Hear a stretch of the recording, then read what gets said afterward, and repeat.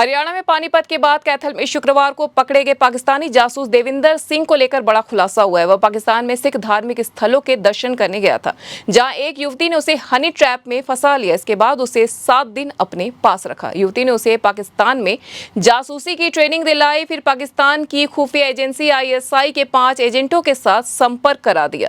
युवती ने उसे लालच दिया कि अगर वह खुफिया सूचनाएं देगा तो उसकी फ्रेंडशिप और खूबसूरत युवतियों से कराई जाएगी। इसके अलावा उसे रुपए भी मिलेंगे। युवक लालच में आ गया और सेना से जुड़ी जानकारियां भेजने लगा। पुलिस ने युवक को हथियार के साथ सोशल मीडिया पर फोटो डालने के बाद कैथल के गोला थाने में केस दर्ज कर पकड़ा था, मगर पूछताछ में खुलासा हुआ कि वह पाकिस्तान के लिए जासूसी कर रहा है। शुरुआती जांच में पता चला कि वह ISI के एजेंट को अब तक पटियाला कैंट क्षेत्र की जानकारी और फोटो को भेज चुका है। इसके बाद उसने डेटा मोबाइल से डिलीट कर दिया।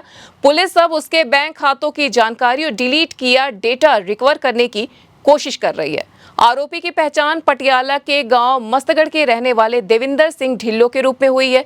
पूछताछ में उसने पुलिस को बताया कि वह नवंबर 2024 में करतारपुर कॉरिडोर के रास्ते पाकिस्तान स्थित करतारपुर साहिब, ननकाना साहिब, लाहौर और पंजा साहिब जैसे धार्मिक स्थलों के दर्शन करने गया था।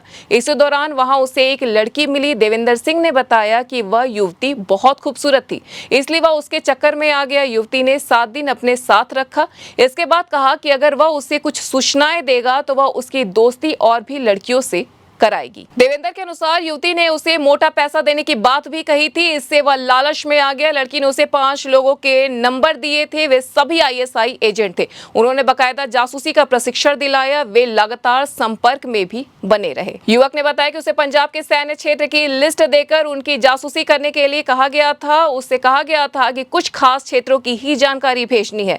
यह भी कहा गया कि सैन्य क्षेत्रों से निकलने वाले सामानों की जानकारी दे। इसके बाद देवेंद्र ने पटियाला कैंट की जानकारी और फोटो भेजे। SP आस्था मोदी ने बताया कि आरोपी देविंदर सिंह ने 13 मई को फेसबुक पर अवैध हथियार से संबंधित एक पोस्ट डाली थी, जिसके बाद उसे काबू कर पूछताछ की गई। वह पटियाला के खालसा कॉलेज में MA first year political science का छात्र है।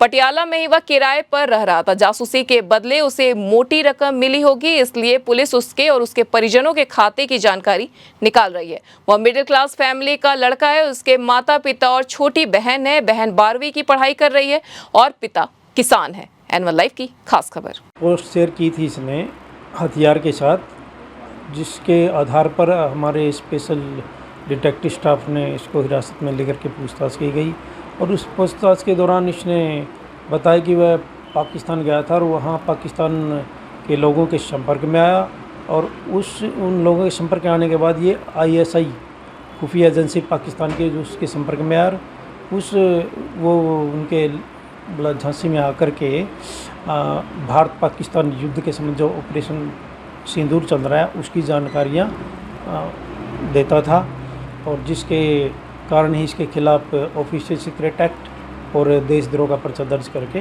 तफ्तीश की जा रही है। इसके पास जो डिवाइस मिले हैं उसकी भी गहनता से तफ्तीश हमारी साइबर थाने के द्वारा की जा रही है।